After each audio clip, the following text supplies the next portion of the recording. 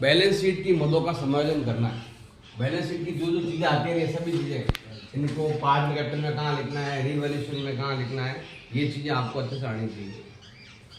अब एक चीज़ आपको हमेशा ध्यान रखनी है कि सभी संपत्तियां हमेशा क्या होती है, डीआर। भले यहाँ डीआर लिखा हुआ नहीं है लेकिन ऐसा मानना है कि सभी संपत्तियां डीआर होती है और जितने भी दायित्व सब क्या होते हैं आपके सीआर होते हैं। इसलिए वो पेन जब भी डीआर होगा तो इधर आएगा। सभी संपत्तियां डीआर होती है और सभी दायित्व क्या होते हैं, सीआर। बस ये आपको जरूर ध्यान रखना है। जैसे किसी को हटाना है तो क्या कर देंगे, डीआर को सीआर कर देंगे। किसी को हटाना हो, जैसे मान लो हमारा ये लाभ है, इसको हटाना है तो क्या कर देंगे, यहाँ पर हम ये आपका डीआर है, हटाने के लिए क्या करते हैं, सीआर करते हैं। तो यहाँ पर क्या आएगा 2 P&L और यहाँ पर क्या कर देंगे हम, P&L डीआर है हमारा, P&L लिखो तो चलेगा आपके।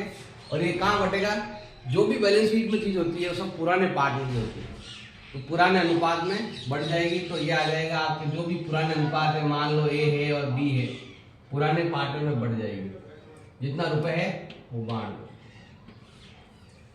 जैसे गुडविल है, गुडविल को भी हटाना है, मैंने बताया था बैलेंस शीट से गुडविल को हटाने के क्या करेंगे, गुडविल यहाँ हमेशा क्या होती है, डीआर होती है। हटाने के लिए क्या करते हैं, हमेशा सीआर करते हैं। तो वही पुराने पार्टनर तो क्या आ जाएगा आपके गुडविल। ये एंट्री मैंने बताई भी थी आपको, गुडविल की एंट्री जब बैलेंस शीट में होता है ऐसे एंट्री करने। इधर से कोई ऐसा रिजर्व है तो ये रहा आपके, ये रहा जनरल रिजर्व है, क्या और कोई रिजर्व है वो अगर बांटना हो, इधर कोई P&L है तो दोनों साथ में भी, ये दोनों साथ में भी बांट सकते हो।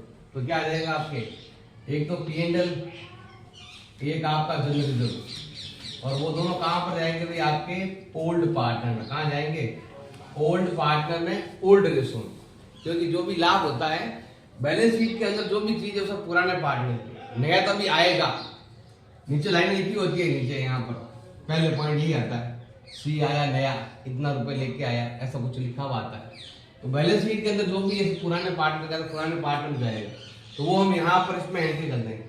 देखो ये बाई में है तो ये कहाँ आएगा, 2 में, ये आ गया 2 P&L और यहाँ कर देंगे हम डीआर। ये बाई में है, ये कहाँ आएगा आपके 2 गुडविल, वो यहाँ पर आ जाएगा। अब ये आपके 2 में, ये ओल्ड पार्टनर है ए बी, तो ये 2 में देखा आएंगे आपके बाई में।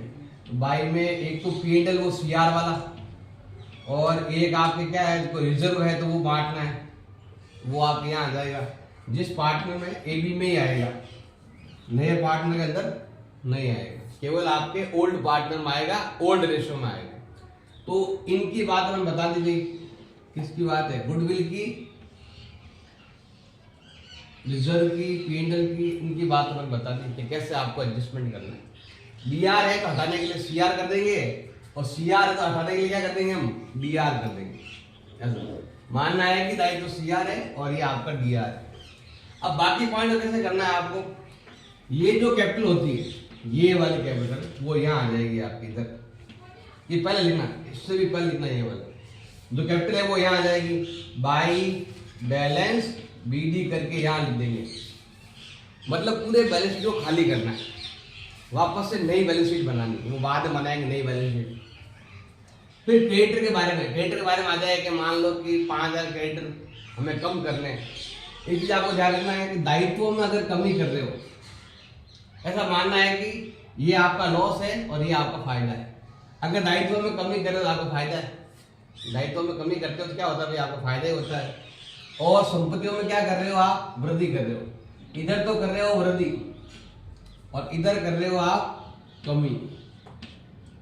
अगर आप किसी भी दायित्व में कमी करते हो और किसी भी संपत्ति में वृद्धि करते हो, यहाँ लिख दिया आप नीचे कि लेनदारों में 2000 रुपये की कमी आएगी, या लिखा हुआ आ गया कि फर्नीचर को 10% ज्यादा से बढ़ाकर बताना है, या फर्नीचर को पहले मूल्य यहाँ पर 1 लाख लिखा हुआ है और अब यहाँ लिख दिया फर्नीचर का मूल्य 1.5 लाख रुपये हो गया है, तो संपत्ति मूल्य बढ़ गया।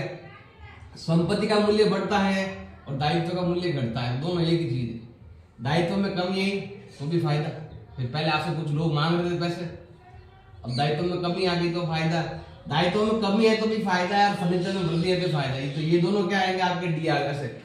मान लो ये दोनों में इसमें वृद्धि हो रही है और इसमें कमी हो रही है, तो क्या लिख देंगे यहाँ पर हम, फर्नीचर अकाउंट डीआर और क्रेडिटर अकाउंट डीआर, और वो दोनों कहां पर जाएंगे आपके रीवैल्यूएशन अकाउंट में जाएंगे। देखो ये 2 में ये कहाँ आएंगे, बाई में, ये आ जाएगा आपके बाई। ए का नाम है फर्नीचर, क्योंकि संपत्ति में क्या हो रही है, वृद्धि हो रही है, और दायित्व में क्या हो रही है, कमी हो रही है। तो इसका ध्यान रखना है कि संपत्ति में, मैं यहाँ लिख देता हूँ, ये इधर वाले में संपत्ति में होनी चाहिए वृद्धि, और लायबिलिटी में क्या होनी चाहिए, कमी, तब वो इस कॉलम में आएगा।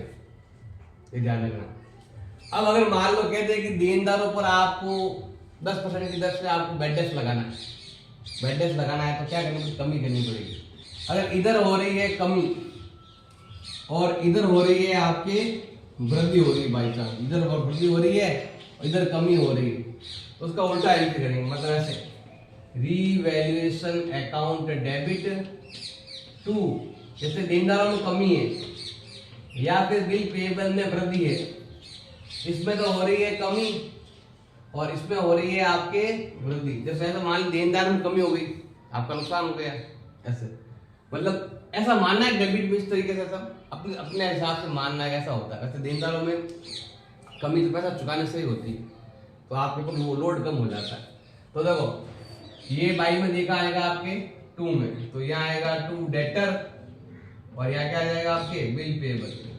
ये ध्यान रखना है कि एसेट्स में वृद्धि हो तो इधर और एसेट्स में कमी हो तो इधर, लायबिलिटी में कमी हो तो इधर और लायबिलिटी में वृद्धि हो तो इधर।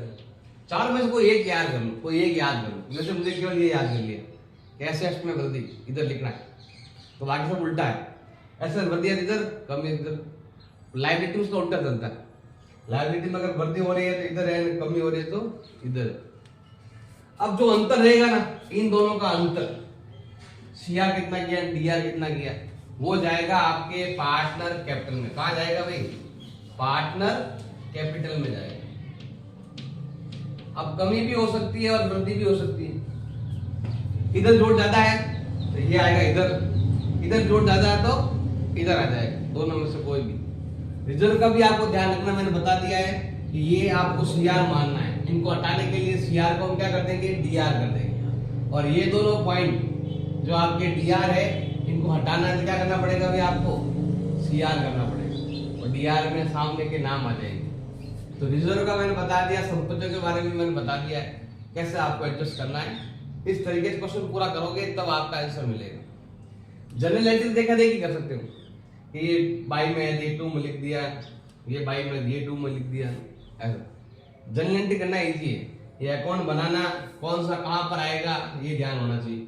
ये दोनों इधर, इधर वाला इधर, ऐसा क्रॉस कर सकते हो। इधर वाला इधर लिखना है, इधर वाला इधर लिखना है। कभी कभार ऐसा भी होता है कि स्टॉक है, इसको हमने गलती से ज्यादा लिख दिया, मतलब होना तो 10,000, हमने यहाँ पर कितना लिख दिया, 13,000 लिख दिया, गलती से ज्यादा लिख दिया। अब ज्यादा लिख दिया तो हमें क्या करनी पड़ेगी, वापस से कमी करनी पड़ेगी। संपत्तियों में कमी हो रही है तो इधर की तरफ आ जाएगा स्टॉक। आप तो स्टॉक हम यहाँ लिख देंगे इधर की तरफ, और उसकी एंट्री क्या हो जाएगी आपके, रीवैल्यूएशन टू स्टॉक। एंट्री करना आसान है। तो ये ध्यान रखना है कि अगर आपको किसी भी संपत्ति में कमी करनी है तो आपको इधर लिखना है, संपत्ति में वृद्धि करनी है उधर लिखना। दायित्व में उसका उल्टा है, अगर किसी दायित्व में आपको वृद्धि करनी है तो इधर, तो कमी करनी है तो उधर।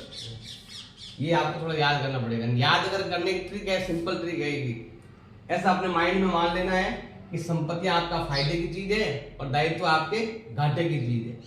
संपत्ति बढ़ी, मेरा फायदा हो गया, इधर लिखो। संपत्ति घट गई, मेरा नुकसान हो गया, इधर लिखो। समझ लो नुकसान सब इधर और फायदा सब इधर। ऐसे मान के मतलब घटन विद्या समझो ना, ऐसे मैं तो ऐसे याद करता हूँ, मुझे ज्यादा याद नहीं आता है कौन सा कहाँ लिखूं, भूल जाता हूँ।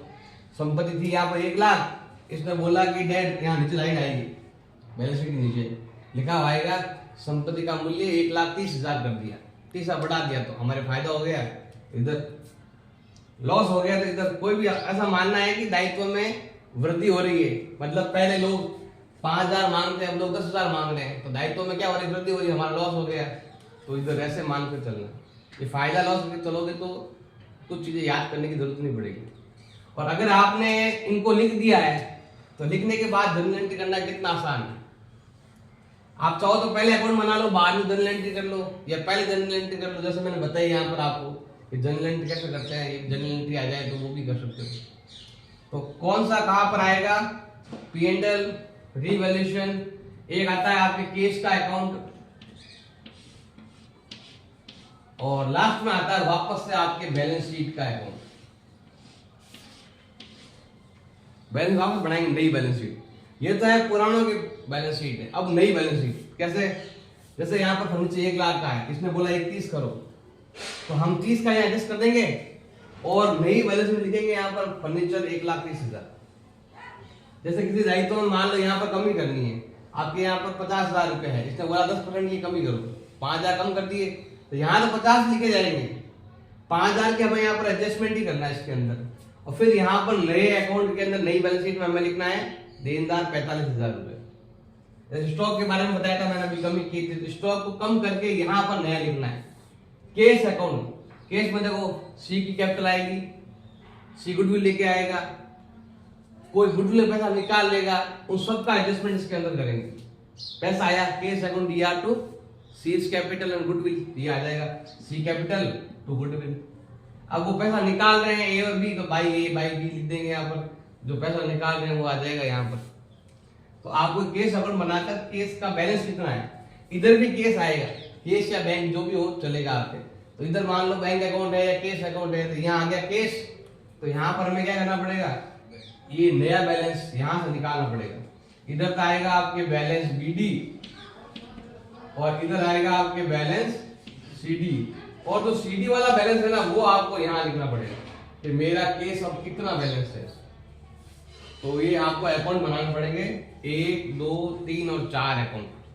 और जनरल एंट्री पूछे तो वो भी आपको करनी है, जनरल एंट्री इजी है, वो तापले का भी कर लेते हैं। जनरल एंट्री कभी भी बैलेंस BD की CD की कोई एंट्री नहीं होती। इसके अलावा अगर लिखा हुआ है ना नाम, इनकी कभी एंट्री नहीं होती है, बाकी जो भी बीच में नाम आएगा उनकी एंट्री होती है। यहाँ पर तो बैलेंस BD की एंट्री नहीं होगी, बाकी सब की एंट्री होगी। आप वो देखा नहीं कर सकते हो आप एंट्री, जनरल एंट्री को। इन चीजों का ध्यान रखना।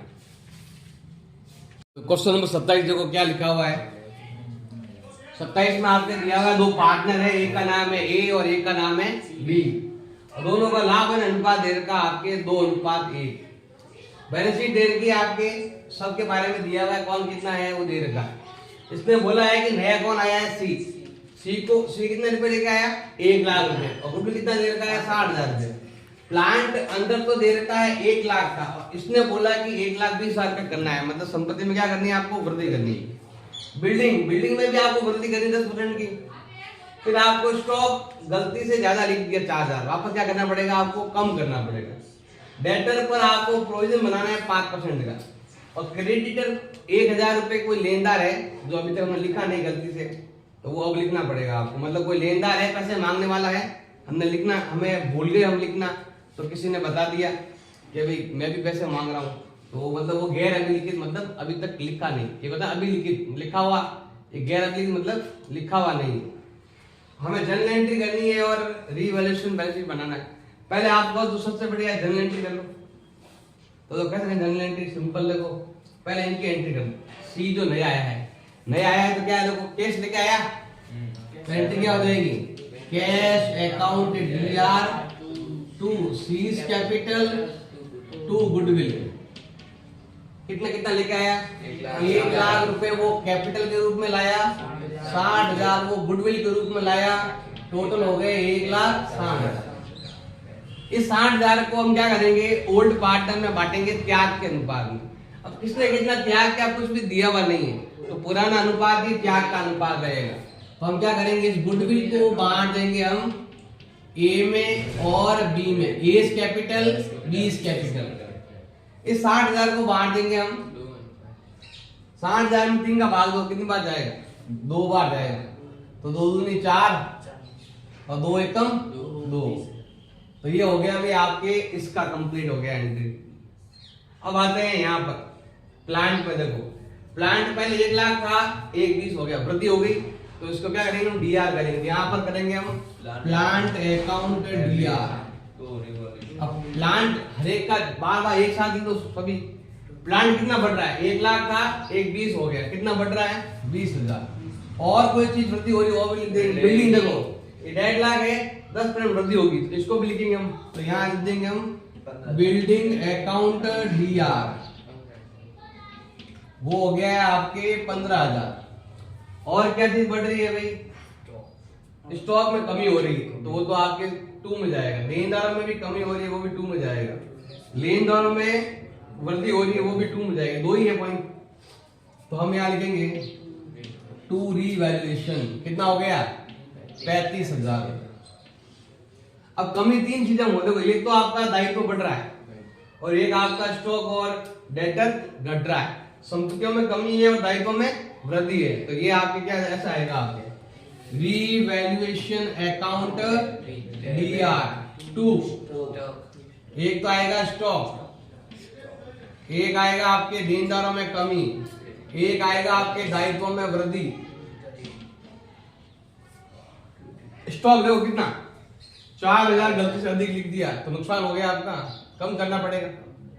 फिर 5%, डेटर पर 5%, देनदार 60,000 का 5 में कितना होगा 6 पंजे 30, 3,000। और क्रेडिटर में 1,000 कितना हो गया 8,000। देखो ध्यान देना भाई, CR कितने से है 35, इधर ध्यान दो। रीवैल्यूएशन CR कितने से है और रीवैल्यूएशन DR कितने से है। तो जितना CR है उतना ही DR होना चाहिए। तो 35 तो CR है, 35 और DR होना चाहिए। 35 में से 8 तो हमने यहाँ पर कर दिया, बाकी और करेंगे यहाँ पर हम रीवैल्यूएशन अकाउंट DR 27,000 रुपए। और ये हम A में भी बांट देंगे और B में भी बांटेंगे, पुराने अनुपात में पुराने अनुपात बांटेंगे। तो 2:1 है तो 3 का भाग जाएगा आपके कितनी बार 9 बार, 9 दूनी 18, 9 एकम। और तो कोई जनरल एंट्री है नहीं, और तो कुछ बन नहीं रहा है। जनरल एंट्री पूछे तो आपको ये ऐसे करना है, ये जनरल एंट्री है। अब बनाते हैं हम अकाउंट, ये वाला revaluation, balance sheet, partner capital, cash account, ये बनाते हैं हम। अब हमें उसी क्वेश्चन के अंदर पार्टनर कैपिटल, रीवैल्यूएशन, केस और बैलेंस शीट बनाना। स्टार्ट करेंगे शुरुआत से, हर एक पॉइंट को आता आदि खत्म करेंगे। स्टार्ट सबसे पहले आता केस के अंदर। देखो केस का बैलेंस दे रहा है कितना आपके 10,000 रुपए। तो हम यहाँ लिखते हैं, देखो बैलेंस है तो ये आएगा आपके बैलेंस BD। केस हमेशा DR होता है बैलेंस, मैंने बताया था ना अभी। सभी संपत्तियां DR, सभी दायित्व CR। संपत्ति में हमेशा क्या होता है DR होता है। हम क्या लिखेंगे यहाँ पर टू बैलेंस BD। बताओ मेरे पास कितना बैलेंस है 10,000 रुपए का बैलेंस है। और C लेके आया है, पूंजी के रूप में पैसा लेके आया है और गुडविल के रूप में पैसा लेके आया है। तो अभी मैंने एंट्री की थी cash account DR, to C capital और टू गुडविल। तो क्या आएगा 2C कैपिटल और 2 गुडविल। कितना लेके आया ये 1 लाख रुपए लेके आया। और गुडविल कितने लेके आया आपके 60,000 रुपए लेके आया। तो बैलेंस कितना हो गया भैया आपको बताओ 1,70,000, 1,70,000। ये हो गया भी आपका 1,70,000 रुपए। और ये आपके जाएगा बैलेंस शीट में, नेक्स्ट बैलेंस शीट में जाएगा 1,70,000। पहले केस था 10,000 रुपए, अब आपका केस का बैलेंस कितना हो गया 1,70,000। तो हम यहाँ लिखेंगे कैश, कैश हो गया है 1,70,000। देखो हमने साथ में 2 एंट्री, इनका भी हिसाब करते आता आते। सबसे पहले वो C का पैसा आया, अब जो भी एंट्री आएगी उसको 2-2 बार लेना पड़ेगा आपको। जैसे देखो C 1 लाख रुपए है ना, 1 लाख रुपए यहाँ लिखते एक बार, तो एक बार यहाँ लिखा और एक बार जाएगा इसके कैपिटल अकाउंट में। यहाँ पर A B और C। पहले यहाँ पर हमें लिखना पड़ेगा, सबसे पहले आता है बैलेंस BD। सबसे पहले क्या आता है बैलेंस BD, मतलब ये वाला 1,80,000 तो A का है और 1,50,000 किसका है भाई B का है। अब नया कौन आया C 1 लाख रुपए लेके आया। तो एक तो एंट्री हो गई cash account DR to C capital, और उल्टा एंट्री वापस देखो ये 2 में देखा आएगा बाई में। तो यहाँ लिखेंगे हम बाई में, और यहाँ लिखेंगे हम केस लेके आया। कौन लेके आया है C लेके आया है। कितने रुपए लेके आया है 1 लाख रुपए लेके आया। इसके अंदर जो एंट्री है वो एक बार यूज लेनी है, और इनके अंदर जो भी एंट्री हर एक का 2-2 बार यूज करेंगे। देखो 1 लाख रुपए 2 एंट्री कर दिया। गुडविल की एंट्री तो गुडविल की एंट्री क्या होती है cash account DR to goodwill कर दिया। फिर वहां अगली एंट्री मैंने क्या की थी, गुडविल को दोनों पार्ट में बांट दी थी, गुडविल अकाउंट दिया 2A और 2B, तो 2 में लिखा आएगा आपके बाई में, और यहाँ पर हम क्या लिखेंगे गुडविल, दोनों बांट देंगे A और B में पुराने अनुपात में, और मैंने एंट्री की भी थी, गुडविल अकाउंट दिया 2A और 2B, कितना था 40,000 और 20,000 रुपए था, तो ये आ जाएगा आपके 40,000 रुपए A में और 20,000 रुपए B में, ये हो गया ये एंट्री। तो हमने इसको खत्म कर दिया है, इसको पूरा कर दिया है, इनको भी दो बार लिख दिया है, ये तो हो गया कंप्लीट।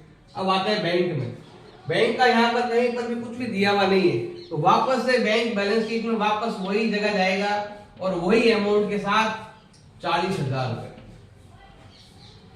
तो बैंक खत्म। अगला वाला देनदार का, तो देनदार कितना देर का आपके 60,000 देर का है, और हमने यहाँ पर देखो देनदार के बारे में लिखा हुआ है कमी, ये रहा प्रोविजन है, तो हम यहाँ लेते हैं देनदार। बताओ देनदार कितना था हमारा 60,000 रुपए था, और 60,000 में हमने कर दी है कमी, कितना 5% कमी कर दी है, 5 में घटा देना, कितना तो 60 का 5 में 3,000 कम कर दो, तो यहाँ पर तो हम लिखने वाले हैं 57,000 रुपए। अब जो 3,000 रुपए की जो एंट्री है वो करनी है आपको, 3,000 रुपए कहाँ जाएगा रीवैल्यूएशन में, यहाँ पर संपत्तियों में कमी आपका नुकसान है, तो क्या आएगा यहाँ पर 2 में, और 2 में क्या लिखेंगे यहाँ पर हम प्रोविजन फॉर बेटर, कितना है 3,000, 3,000 यहाँ लिख दिया और 3,000 रुपए यहाँ पर कम कर दिए। आगे समझिए देनदार वाला। देनदार के बाद था स्टॉक, स्टॉक 40,000 रुपए, इसने बोला कि 4,000 हमने ज्यादा लिख दिया, गलती से ज्यादा लिख दिया, मतलब एक्चुअल में स्टॉक का वैल्यू कितना है, एक्चुअल में स्टॉक का वैल्यू कितना है 36,000 रुपए था, 36 ही था, गलती से हमने कितना लिख दिया 40 लिख दिया, तो लोग संपत्तियों में कमी आ गई, पहले 40 लिख रहे थे अब 30 लिख रहे हैं, कितनी कमी है 4,000 की कमी है, तो आपका नुकसान हो गया, तो इधर लिखेंगे आप टू स्टॉक, कितनी कमी कर दी हमने 4,000 की कमी कर दी, वो यहाँ आ जाएगा। स्टॉक भी हो गया हमारा। प्लांट, प्लांट पहले 1 लाख का था, अब 1,20,000 का हो गया, संपत्ति में क्या हो गई वृद्धि हो गई, तो फायदा हो गया आपका। अब प्लांट देखो पहले 1 लाख का था, अब हमारा प्लांट कितना हो गया 1,20,000, ये हो गया है 1,20,000, 20,000 की वृद्धि हो गई, तो वो आएगा आपकी रीवैल्यूएशन इधर, ये आ गया बाई प्लांट, और कितना वृद्धि हुआ वृद्धि लिखना है बस आपको यहाँ 20,000, 20,000 आपने यहाँ लिखे और 20 आपने यहाँ जोड़ दी। अब आते हैं बिल्डिंग के बारे में, बिल्डिंग यहाँ पर है 1.5 लाख रुपए की, इसने कर दी है वृद्धि, वृद्धि कितनी कर दी भाई 10% की वृद्धि कर दी है, तो यहाँ पर हम लिखेंगे बिल्डिंग। बिल्डिंग में क्या क्या इसने आपके 1.5 लाख की बिल्डिंग है, 1.5 लाख में जोड़ना कितना 10% जोड़ देंगे, तो ये हो गया 1,65,000। तो बिल्डिंग में वृद्धि हुई है तो फायदा हुआ आपका, इधर हो जाएगा बाई बिल्डिंग, और बिल्डिंग हो गई है आपके 15,000, ये भी हो गया बिल्डिंग का, ये वाला कॉलम पूरा चला गया। अब इधर आ जाते, सबसे पहले बिल पेबल, बिल पेबल के बारे में कुछ भी दिया हुआ नहीं है, तो वापस लिखो बिल पेबल, कितना दे रखा है 10,000 रुपए दे रखा।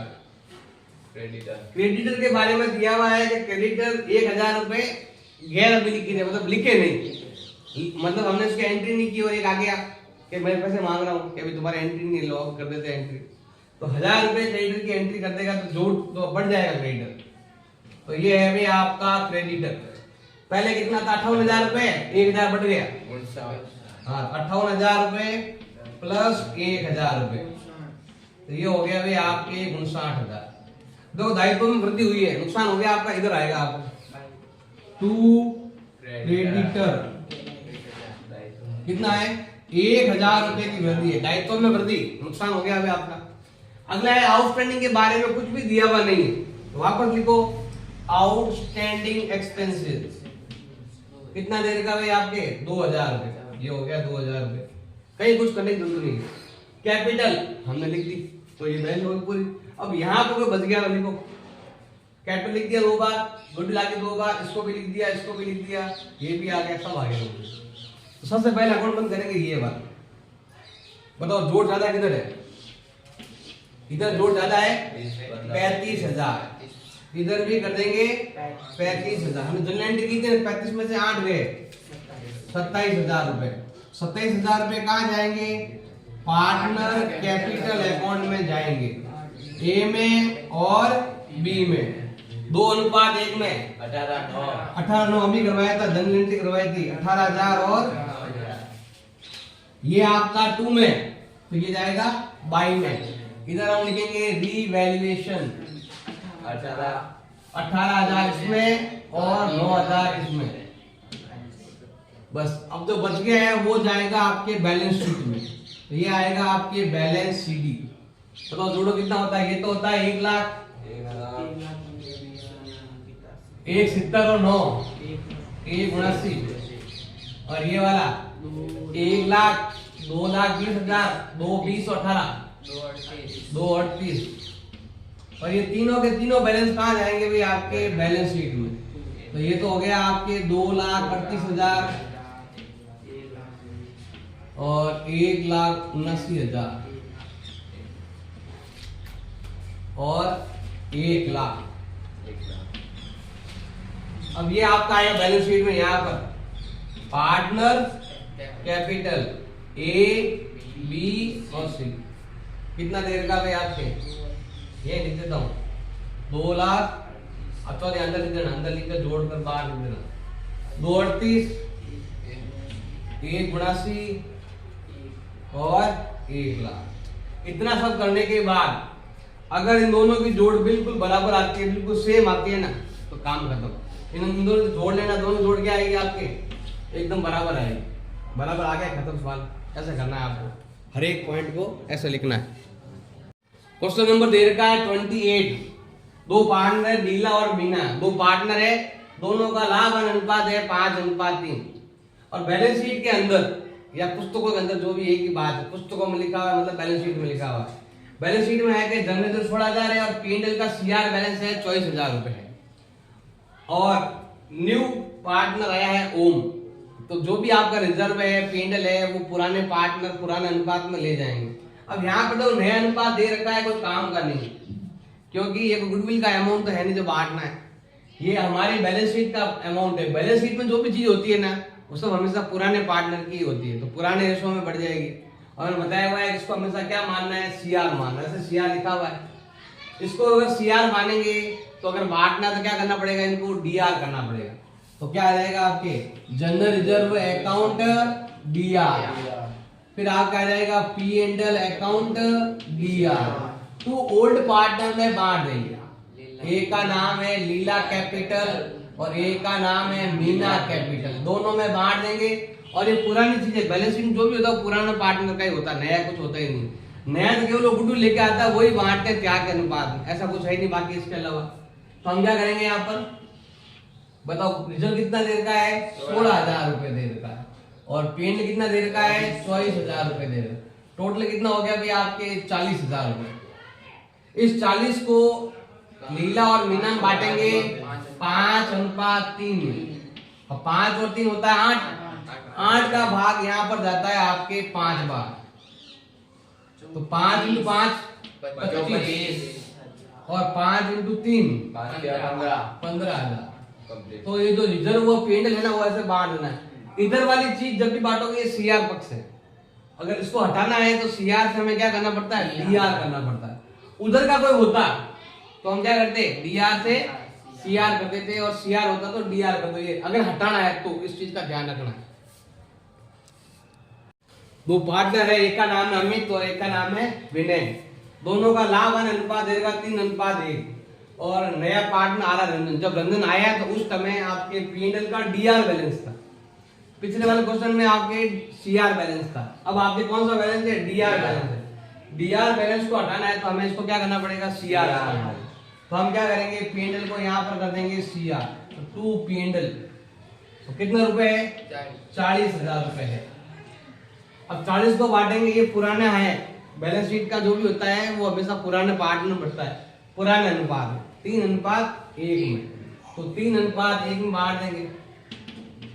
0 है ना इसके पीछे, 0 यहाँ भी लगा दो और 0 यहाँ भी लगा दो, हो गए 30 और 10 40। तो कहाँ जाएगा आपके? एक तो आएगा अमित कैपिटल अकाउंट डीआर, दूसरा है विनय कैपिटल अकाउंट DR।